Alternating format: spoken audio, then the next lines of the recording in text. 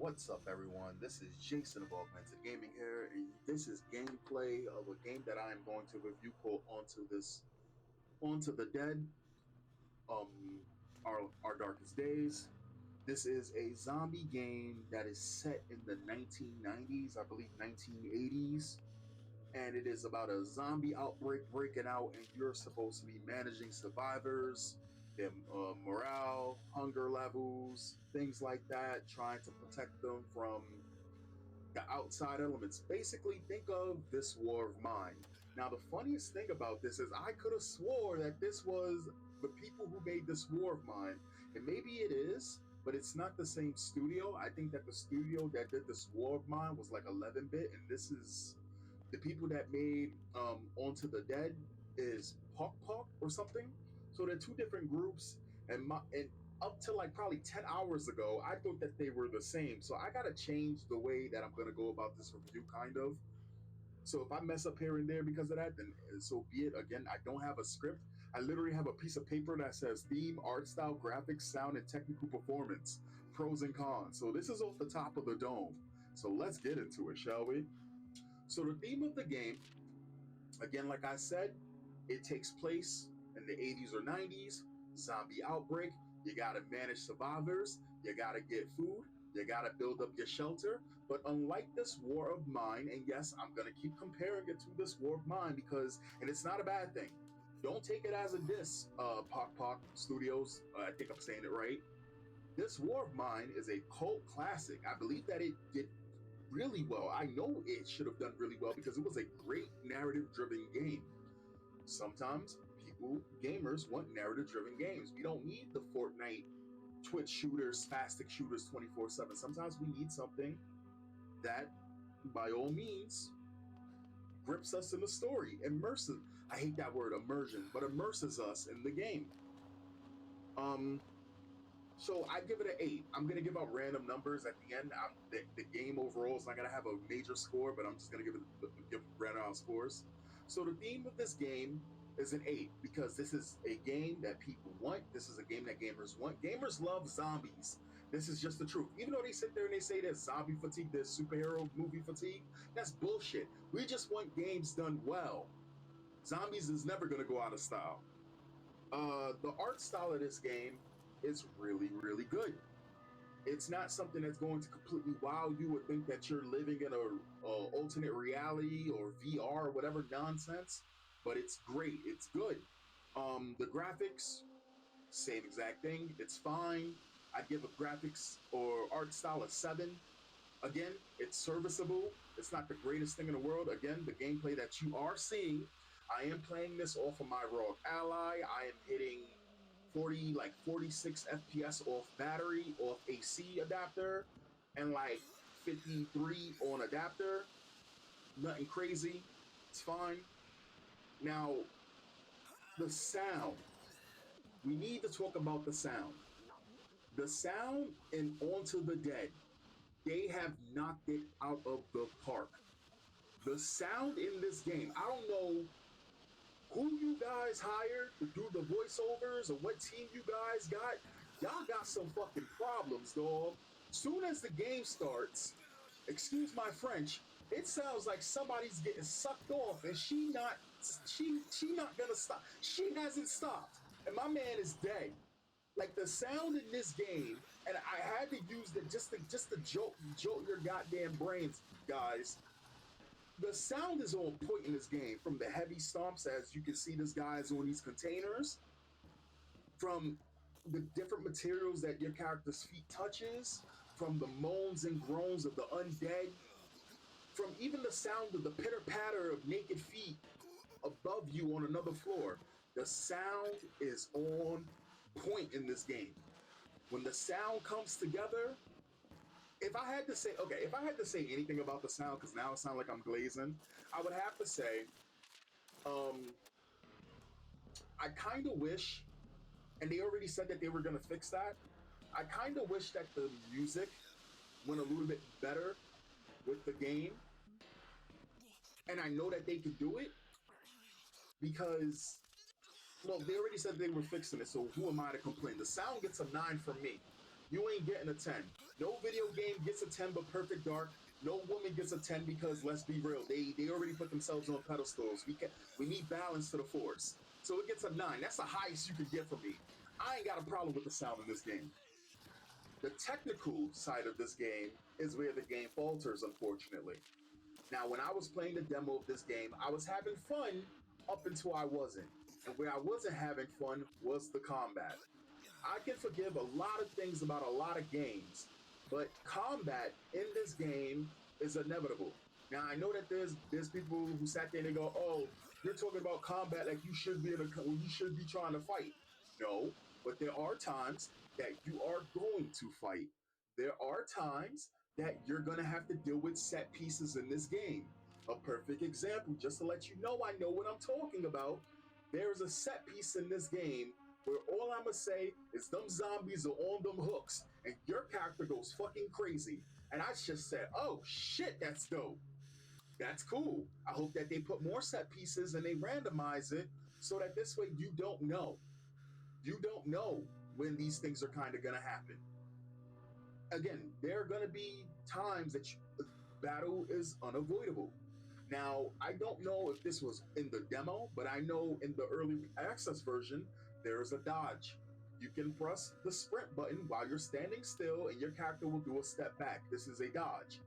And this works well until it doesn't. And what I mean by this is when you swing and hit a zombie, bam, you hit the zombie is flinched.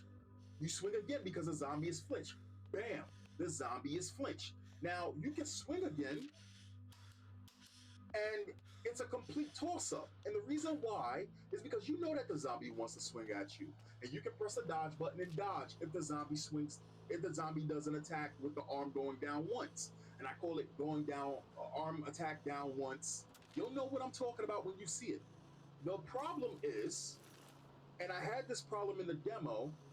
I think that they tuned it down with the zombies just completely just attacking and ignoring flinching because you can hit a zombie and the zombie before the so you can hit a zombie, it'll show the same animation and the zombie will swing before you even get the chance to dodge. Or if the zombie is doing the two attack hand down animation, you can't dodge that if you've already swung at them because you're in range. There's no way to dodge that. So if you swing once and then you try to dodge and the zombie just says, no, it's my turn now, there is no way to avoid that. And that sucks. That absolutely sucks because when the combat works, it works. And when it doesn't work, it falls completely apart on the technical aspect. In fact, there has been multiple times that I fight 3 zombies at a time. I kill the 3 zombies, and then the game just bugs out. Zombies are no longer pathing, they're no longer behaving properly, they're no longer moving, they're no longer attacking. Again, they got to polish that combat aspect or the zombie AI. They, I truly do feel like as though they need to do something about zombies when they fall. For example, when a zombie's chasing you and it climbs on top of something and it falls and it's in the prone position, you should be able to press Y at any point on that zombie before it completely stands up before it attacks you. Instead, and this is I've seen this, um, instead you have to wait until that zombie completely stands up and goes into a neutral state. And by the time that you try to hit it in the neutral state, it's a complete coin toss up. It's a complete coin toss of whether you hit the zombie before the zombie hits you. It's bullshit. The zombie falls, you should be able to press Y for quite a bit of time until that zombie stands up completely. I also believe that if a zombie falls and your character is on top of them, the zombie should be moving or whatever like that, and eventually your character staggers backwards or staggers forward as the zombie's getting up.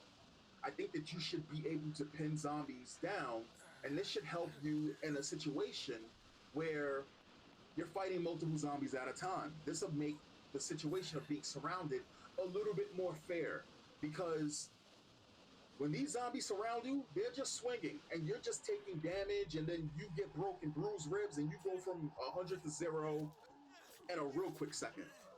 I want this to play out actually. Well, not this part, but close to this part. I want this to play out. Um, So there's a lot of things that I absolutely, the technical things can be improved, but in terms of performance, since the demo to the early access version, I would say that it does feel a little bit better in terms of how the game. I'm sorry. It's good to that it feels a little bit better to play the game, even though I'm not hitting 60 on the Rogue Ally, but I'm pretty sure most computers should be able to hit 60. It's not a very demanding game, and that's great. I just want to pull up the roadmap that they got for this game, and I just want to read out some of the stuff that they got going for it because it put to ease a lot of the things that I was hoping for in this game. You've ever seen a game and you just said to yourself, because I do it all the time, damn, I wish that they added this. I wish that they added this. How did they not add this? So, for example, I'm just gonna read this out. So early access is 12 to 18 months. Major updates is every 4 to 6 weeks. And update one, which will be May 2025, will be curveballs. Environmental and world events can now affect your shelter over time. These can be positive or negative and may force you to alter your strategy. This is great. This is absolutely great. Again, your shelter should not be stagnant. There should be things happening in the shelter. If this game is going to be narrative driven, and I gotta compare it to this war of mine again, the survivors need to interact with each other more into the world that's happening outside of them. Absolutely. Zombified survivors. You may encounter your zombified survivors when returning to the location where they died. That's a given. Absolutely. And you know what I say? I say that every character, when a character doesn't return back from a place, everybody should feel terrible about it, right? But it should also give characters peace of mind to know that they put that character down and did right by them instead of having them remain on this earth, a shell of their former selves. Absolutely. New throwables. Expanded range, including additional offensive, distraction, and explosive options. Honestly, the throwables in this game is ass. They're not ass, but there's no icon to show you where you're throwing items in this game. I've wasted multiple bottles trying to throw a bottle over a ledge below me. They all hit the ledge. They need to have like a line that shows where you're throwing items, a line that shows where you're shooting. And talking about shooting, shooting also feels kind of shit because you can't shoot enemies if they're not naturally standing. That sucks. So if a zombie is getting up and you shoot, you miss. If a zombie's too far away from your gun, you miss. Considering the fact that the camera is so zoomed in, anything that you see on your screen, you should be able to shoot, but whatever. Door barging. You don't have time to be subtle. Sprinting through a door may get you where you need to be faster. That should have been in the game in the earliest of the access of the early access. And the fact of the matter that I've been chased multiple times, got to a door, and instead of barging through the door, I gotta press the Y button to open the door, and the zombie's doing the Dougie, doing the moonwalk towards me as I open this door very slowly on some scary movie style. It's silly, but that's fine. That's great. New starting shelter. When starting your game, there will now be a new possible shelter location. Fuck one new shelter location. I want 20. I want 20 shelter locations. I want them all. I want you guys to go crazy with this game. And they seem to be hungry. Let's continue with the roadmap. So these are future early access content. Shelter breaches and enemy raids. Food degrading, additional crafted recipes, new shelter stations. Okay, cool. I just hope that the enemy raids, are a lot more interactable than, oh, they attack you every night and you just gotta defend. I think that that's shitty. I think that if you got the numbers, you should be able to, oh, they're gonna attack on this turn. Okay, let's get the defenses ready. Um, or maybe you find their hideout and you go fuck them up. That'd be great. Um, Scavenging. I'm sorry. Enemy raids, food degrading, additional crafting recipe, new shelter stations. That's great. Scavenging, expanded map, new districts, new scavenging locations, elevators, changing environmental factors, expanded lore. Great. World, water and power cuts, faction and military activity, weather and environmental effects. Oh, so if they're going with the whole this war of mine, when it gets cold, because one of the biggest things for me was once the world got cold, it changed up your whole game plan. I'm all for that shit. I kind of do wish that instead of it just being your morality, your sleep, and your food, that water was also a factor into, your character has to drink water.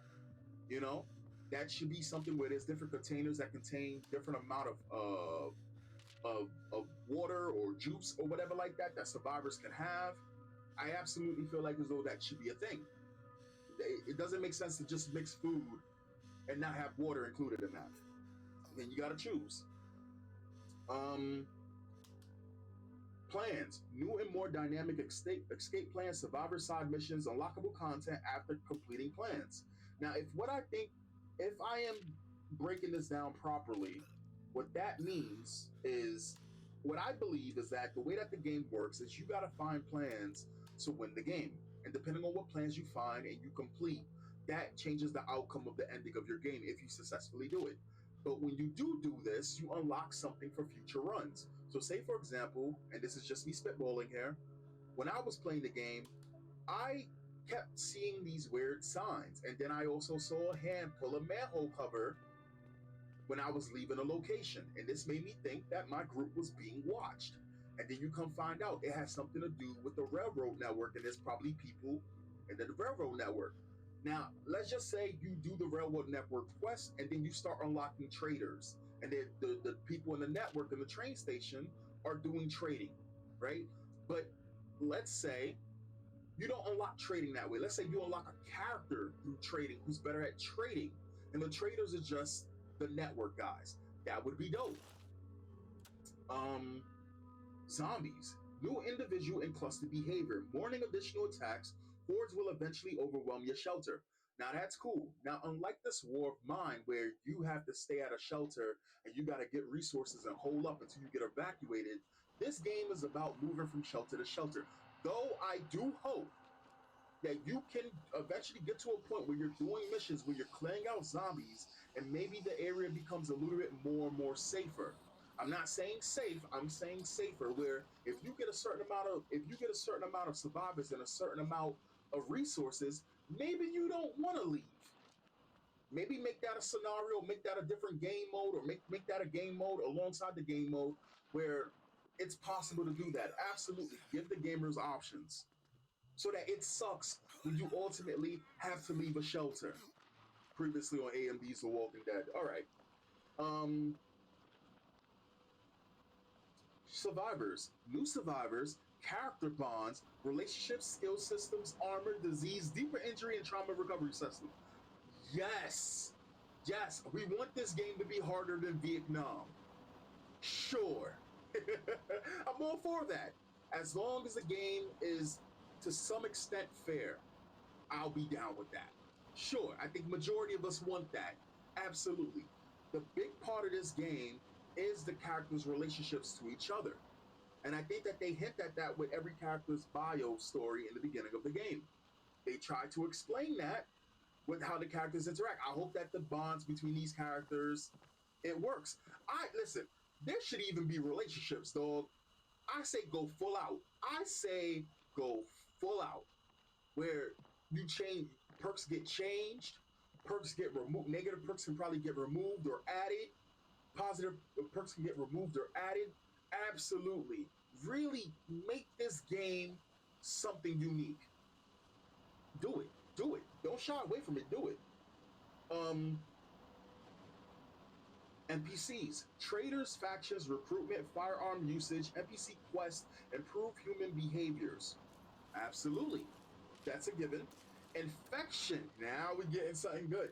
Zombie bite and survivor turning mechanics, infection systems.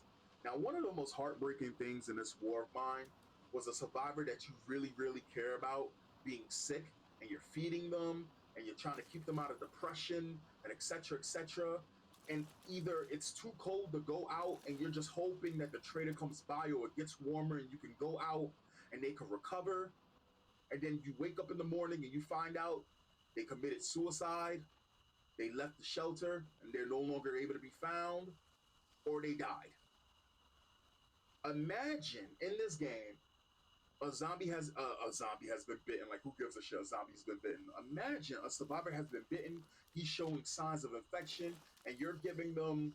There should be an item that has a super high chance of recovering, and there should be an item that it's a 2 or 3 chance that it'll work type thing, right? And you're doing everything to keep the survivor alive, and then when you wake up in the morning in the game, the survivor's turn, and he's upstairs in a room, and you isolated them, and you open the door to check on the guy, check on your survivor, and he's a zombie, and all the other survivors are by the door, and it says you got to pick a survivor to check on the survivor who's been isolated to see if they're still okay, and they all find out he's a zombie, and you got to kill him. That right there, that's cinema right there, boy. We want that. That's what we want. Um, Combat. Additional combat moves, legend ladder grabbing, improved grappling, new environmental skills. Please, yes. Please polish this combat. This combat is making me, man, man, I'm gonna lose. I'm gonna go bald quicker with this goddamn combat in this game. Weapons. New discoverable and craftable weapons, assault rifles, shotguns, bows, and traps. Yes, please. Scenarios. Customizable starting scenarios for different playthroughs. Sure. Dogs. Your best friend in the apocalypse. Listen, if you guys can make it, because I already said it, your inventory space is too goddamn small. It's too fucking small. 12 is terrible. Considering the fact of the amount of things that are in each map, you have to come back multiple times, which you should only have to come back to a map once or twice. Every character's starting inventory should be 14 or 16. I think characters who they're stronger should be able to carry more. I think some items should not even take inventory space, or we should slightly bump up the inventory space for a lot of these items in terms of stacks. Because there's no way how you gonna tell me taking back taking back to base 4 nails 4 nails is too much to carry. If that's the case, then there's no survivor walking around with 8 planks of wood and able to carry 4 different weapons. Maybe there should be a weight system. Maybe the next game, maybe onto the Dead 2, y'all can play with a weight system. But we need to increase these characters' capacity slots. We really do. We really do. Or make it so that more than one survivor can go to a looting place, right? And they wait for you at one side of the stage, and you can transfer items over to help you more efficiently loot. I'm all for that. Or make the dogs able to carry loot. Because I hope that you don't just use the dogs as morale, because that'd be kind of shitty. Visual impairments, ongoing optimization, additional graphic options, and new animations. And you know what? I'm gonna just put it to you like this again. In this war of mine, you're not able to see everything, even though you're able to zoom out. In this game, it's way too zoomed in when you are inside of buildings. So you can hear a zombie, but you can't see where the zombie is. The way that this War of Mine dealt with that is they had these little audio blips. So when something was in a room, even if it was a mouse, it would show you a small white circle expanding over and over and over and over again. And that was your survivor listening to their environment. You guys should implement something like that because I'm tired of hearing a zombie, but I can't pinpoint its location even though it's right above me or right below me. It's bullshit. Y'all need to get on that. Um, UX and UI improvements, difficulty customization, improved accessibility options, save slots. Absolutely, we need some save slots, and Steam achievements. This roadmap is not exhaustive and is subject to change. Be hungry. Do with do what is within your limits, but be hungry. I want this game to succeed. I want this game to be unique. This game can easily be a game of the year. Make it happen, guys. make it happen. Tonight, I will be streaming this game on my channel. If anybody's interested, around 8 o'clock, I will be streaming this game. Come check your boy out. Have a good one. I'm going to let the rest of this video play out, and that'd be the end of the review. Catch you guys later.